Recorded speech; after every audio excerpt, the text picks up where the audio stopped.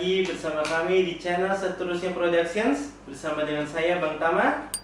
Oke, untuk episode kali ini kita akan membahas mengenai topik benarkah bir bisa membersihkan ginjal? Seperti biasa, untuk bincang-bincang kita ini, diskusi kita akan membahas bersama dengan kawan saya yang katanya merupakan seorang dokter. Nanti kita cek lagi ya keabsahannya sebagai seorang dokter, yaitu Bang Lothar. Oke, Bang Lothar, silakan.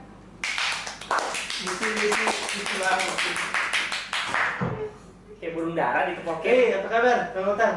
Luar biasa, baik. Oke, jadi sebelum kita masuk ke topik ini, saya ingin dengar dulu nih, ingin ngecek dulu. Saya ingin memvalidasi. Jadi, Abang Lothar ini benar seorang dokter? Tampaknya begitu, Bang. Kemarin ambil pendidikannya itu kuliah atau kursus ya? Hampir saya kursus, cuman akhirnya saya bisa kuliah jadi kedokteran. Kok jadi kedokteran? Di kedokteran maksudnya. Oke guys, cukup. Kayaknya kita membuktikan dia ada seorang dokter beneran. Mudah-mudahan masih punya izin untuk praktek ya. Udah gitu aja, Bang, nggak mau lihat ijazah saya apa itu? Nggak usah, saya percaya dia Bang Lothar. Kalau ada apa-apa paling tuntut aja. Makasih, Bang. Oke, Bang Lothar. Seperti tadi disampaikan, topik kita hari ini adalah benarkah bir bisa membersihkan ginjal? Jadi ada pertanyaan dari netizen. Mungkin netizen nih beberapa kan mungkin penikmat alkohol, penikmat bir. Jadi mereka bertanya nih, gimana efeknya? Kita mulai dari pertanyaan pertama ya. Boleh, Bang? Bagaimana proses pembuatan minuman beralkohol? Pembuatan minuman beralkohol. Ya, Ya, saya dokter, Bang. Mana saya tahu, emang saya pengusaha. Kalau nanya tentang alkohol ke tubuh, saya ngerti. Itu saya nggak tahu, Bang. nah selanjutnya, bir ini baik gak sih untuk kesehatan untuk tubuh kita? Bir tergantung ya, segala hal itu tergantung sebenarnya ya bagaimana penggunaannya. Untuk bir ini sendiri pada beberapa orang ya, lebih tepatnya kebanyakan orang, tapi orang-orang bule di belahan dunia lain ya, bukan di Indonesia, mereka itu bisa mengkonsumsi satu kaleng bir atau kita ngomong satu kaleng lah, betul ya, satu kaleng bir atau mungkin kadang-kadang 2 kaleng bir per hari itu memiliki efek-efek yang baik untuk tubuh atau mungkin bagi psikisnya atau kejiwaannya. Nah, cuman kalau misalnya konsumsinya itu banyak, definisi banyak itu sekitar lebih dari 4 kaleng dalam sehari, ya itu nggak bagus. Itu untuk bir ya, gitu. Kalau minuman beralkohol yang lain tuh ya menyesuaikan lah, seperti itu. Nggak bagusnya apa? Kalau bir ini tuh kan dia ada alkohol ya.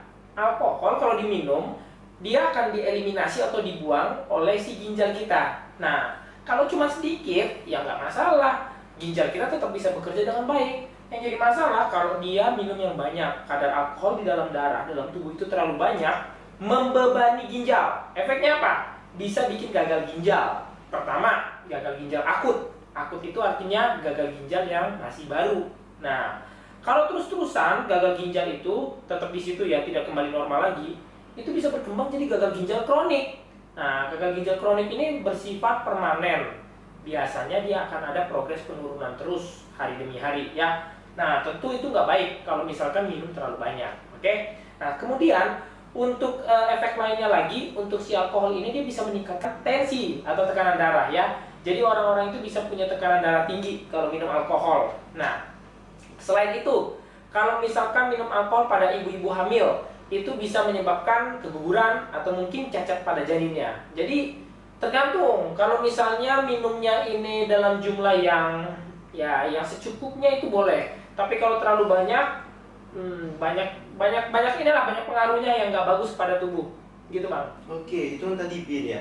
Jadi kalau saya tangkap, berarti sebenarnya minuman alkohol itu seperti kayak wine, vodka itu juga pada prinsipnya sama ya efeknya ya dok ya? Betul, karena dia mengandung alkohol. Nah, ini pertanyaan bagus nih. Cuman, tadi kan yang saya ngomongin kan adalah bir 1 kaleng. Rata-rata 1 kaleng itu 330 mili ya. Nah, 1-2 kaleng itu masih oke dalam sehari.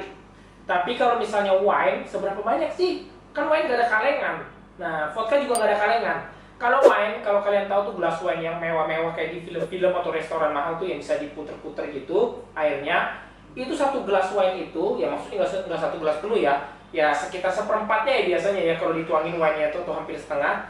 Nah, 1 gelas per hari itu udah cukup. Kalau lebih dalam 1 hari ya itu nggak bagus. Nah, itu sama atau setara dengan lebih dari 4 kaleng bir. Nah, kemudian kalau misalnya kita ngomongin masalah wine lagi, vodka atau apa sih namanya diminum 1 shot gitu, tequila ya. Nah, tequila kalau minuman yang seperti itu ya, atau kita ngomongnya seperti minuman dengan kadar alkohol yang lebih tinggi daripada bir, itu kalau minum itu ya 1 hari itu maksimal cuma bisa 1 shot, 1 gelas kecil. Nah, kalau tahu tuh yang gelas-gelas kecil itu 1 shot tuh namanya. Nah, hanya segitu aja lah yang bagus untuk tubuh. Lebih dari situ udah nggak bagus, nggak dianjurkan ya. Oke, nah Bang, gimana kita mengkategorikan seseorang tuh sebagai peminum berat? Pertanyaan bagus nih. Ada yang bilang kan, dia peminum berat, aku peminum berat, saya bukan peminum berat. Nah, definisinya peminum berat itu seperti apa? Ini harus kita cari tahu dulu. Nah, peminum berat itu beda sama yang namanya pemabuk, ya. Pemabuk atau peminum berat? Ya pemabuk lah kita ngomongnya ya, mabuk-mabukan. Nah, itulah mabuk-mabukan. Jadi lagi ada suatu acara nih, lagi party, terus mabuk-mabukan, itu beda sama peminum berat ya. Karena kalau misalnya mabuk-mabukan itu cenderung pada satu event atau suatu kondisi tertentu ya. Nah, untuk mabuk-mabukan biasanya kita ngomong sebagai pemabuk. Kok kayaknya aneh sih. Cuman ya itulah, mungkin kalian paham ya, semoga kalian paham. Jadi kalau pemabuk itu definisinya dia minum lebih dari 5 kaleng bir dalam 2 jam. Itu kita golongkan sebagai pemabuk atau ya minum yang bertujuan untuk mabuk. Nah, walaupun efeknya dari alkohol itu pada tiap orang tuh beda-beda ya.